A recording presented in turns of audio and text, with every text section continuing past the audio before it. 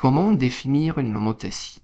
C'est simple, une homothétie permet d'agrandir ou de réduire l'objet, en faisant glisser les sommets de l'objet suivant une droite qui passe par le sommet et un point qu'on appelle le centre de l'homothétie. Dans cet exemple, le triangle initial est le triangle ABC. En faisant glisser le triangle ABC, il se transforme en A', B', C'.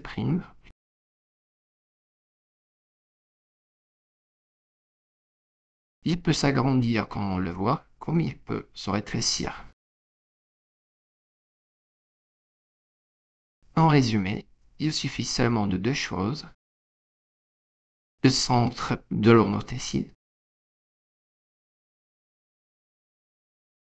et le rapport d'agrandissement ou de réduction qu'on note K.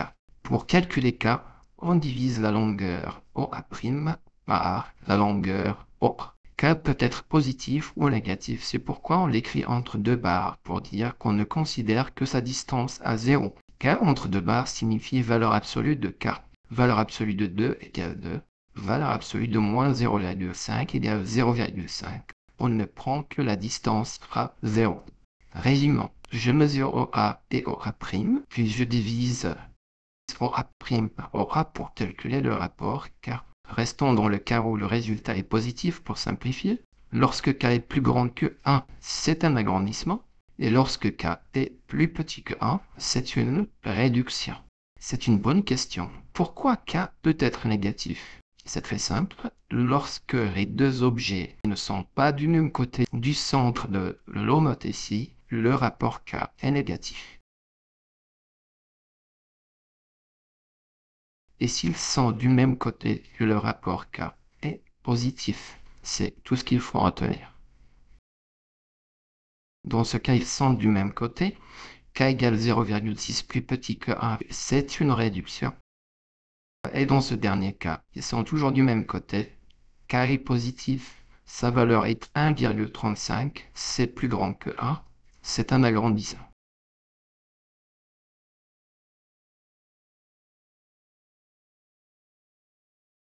C'est bien ça. Les deux figures sont du même côté, K est positif, que les deux figures ne sont pas du même côté, K est négatif.